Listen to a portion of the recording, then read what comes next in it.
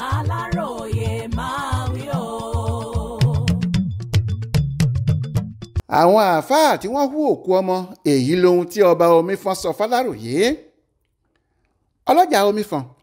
ọba Alhaji Yusuf Adésínà ti b'Aláròyé sọ̀rọ̀ lórí àwọn àáfàá mẹ́ta tọ́wọ́ tẹ̀ ládùúgbò Alágbàdo nílùú Omífọn níjọba ìbílẹ̀ Òdìgbò láàrin ọjọ́ 5 sí 9 oṣù kejì ọdún 2024 yìí pé wọ́n lọ hú òkú ọmọ tí wọ́n sin tí wọ́n sì ń fi jóògùn kó tó di pé ọwọ́ tẹ̀ wọ́n. Ọba Adésínà nínú àlàyé tó ṣe fún akọ̀ròyìn wa ní nǹkan bíi aago 3 òru ni wọ́n kó àwọn afurasí náà wá sí ààfin òun lọ́jọ́ tọ́wọ́ tẹ̀ wọ́n.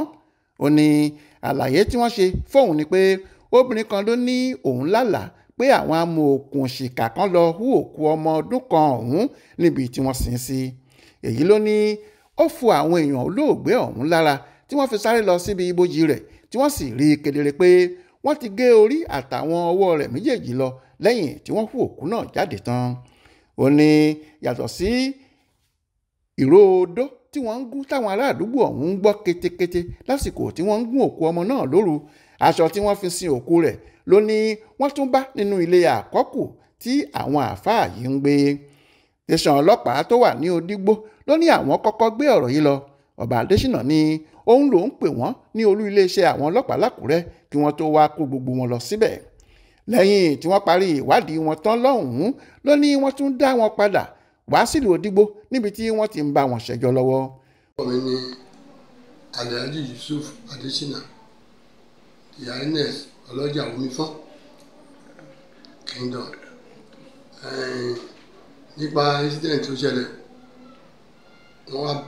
kódà aago 3 òru náà wá kalẹ̀kùn mi bí àwọn olóyè mi náà wọ́n tẹ̀lé wọn wá wọ́n dẹ̀ wá ṣàlàyé fún mi wọ́n dẹ̀ ní ó dáa báwo la ṣe fẹ́ ṣe kíní torí ìwé ìtàn mi ṣàlàyé bí wọ́n ṣe lọ wú òkú àwọn àfáà tí wọ́n mú àwọn ni wọ́n bá wọn sìnkú ilé wọn ni wọ́n ló ti ra wọn ní àkọ́ní tó bá ṣe sọ fún mi wọ́n lọ sìnkú wọ́n nígbà tó wá dòru obìnrin kan wá lóun lálàá pé nígbà tí ilẹ̀ mọ́jọ́ kejì sọ pé a kan lọ bí okun ẹ pé nǹkan kan ti ṣẹlẹ̀ bí wọ́n ṣe sọ pé mi ni o ní wọ́n bá lọ bẹ̀ lóòótọ́ wọ́n bá lọ rí i pé ọwọ́ wọn ti padà níbi bí wọ́n ṣe sìnkú ẹ̀ nàbá rí wọ́n ti pé wọ́n ti gé orí ẹ̀ wọ́n ti gé ọwọ́ ọmọ ẹ̀ méjèèjì nàbá dẹ̀ wá síbí wọ́n ti ní ọjà èmi mo pé Àkúrẹ́ gan bẹ́ẹ̀ ní èmi mo pé Àkúrẹ́ torí wọ́n ti lọ sí Òdìgbò wọ́n ti pè mí mo pa Àkúrẹ́ wọ́n ní ọjà wọ́n wá wá bí kan lọ wo kẹ́yìn wọ́n dẹ̀ lọ bẹ̀ wọ́n dẹ̀ ní bẹ́ẹ̀ ní ọgbà wọ́n lọ wú òkú ọmọ ẹ̀ wọ́n dẹ̀ gbà bí ẹ̀ẹ̀mejì náà ni wọ́n pààrà wọ́n dẹ̀ ní wọ́n mú àwọn afárá ẹ̀ wọ́n kó wọn lọ kódà aṣọ tí wọ́n fi sí ọmọ wọn bá nílé àfáà ìyẹn nígbà tí wọ́n nítorí nígbà tí wọ́n lọ gé orí ọmọ ẹ̀ àtọwọ́ ẹ̀ àkọ́dé tó bá ṣe sọ fún mi sẹ́mọ̀ wọ́n nígbà tá à ń jó wọ́n ń gbọ́wọ́ odó tá à ń gún orí ọmọ ẹ̀ tòbí wọ́n ṣe sọ fún mi lè ní sọ́wọ́ títí ọ̀rọ̀ ẹ̀ ṣáà ti kó wọn lọ ìgbà tó yá náà tún pè mí àwọn ọlọ́pàá wọn ní àwọn máa dá ẹjọ́ ẹ̀ padà sí Òdìgbò local government. Gbogbo akitiyan Aláròyé láti rí ìyá olóògbé ìyẹn abilékọ Rísíkátù Bèsíríyù bá sọ̀rọ̀ nígbà tá a ṣàbẹ̀wò sí ìlú náà lẹ́ẹ̀kejì ló tún padà já sí pàbó pẹ̀lú bí obìnrin náà ṣe takú wọn lé pé òun kò ṣetán láti bá oníròyìn kankan sọ̀rọ̀ nípa rẹ̀. Ó ní tó bá wù ìjọba kí wọ́n tú àwọn afurasí tí wọ́n mú sílẹ̀ tó bá sì wù wọ́n kí wọ́n bá wọn ṣẹjọ́ ṣùgbọ́n ìpinnu òun ni pé òun kò ní sọ ohunkóhun nípa ìṣẹ̀lẹ̀ náà mọ́. Àkíyèsí Aláròyé lásìkò àbẹ̀wò náà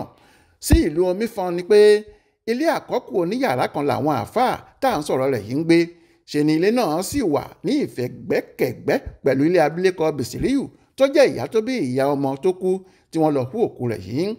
Ìlú Oǹdó ni bàbá àti ìyá tó bí Táíwò ń gbé òun nìkan ni wọ́n sì gbé wá fún obìnrin tí kò tí ì ju ẹni 50 ọdún lé díẹ̀ lọ ọ̀hún nígbà tí Kẹ́hìndé rẹ̀ ń gbé pẹ̀lú òbí wọn l'Óǹdó. Ìlú Omífọn ni wọ́n bí àwọn méjèèjì sí kódà wọ́n ní àwọn àáfàá yìí ló sọ wọ́n lórúkọ ní ìlànà ẹ̀sìn mùsùlùmí lọ́jọ́ kẹjọ tí wọ́n ń gba orúkọ. ohun tá a gbọ́ ni pé kò tí ì ju bí ọdún mẹ́ta táwọn àáfàá náà dé sílùú yìí.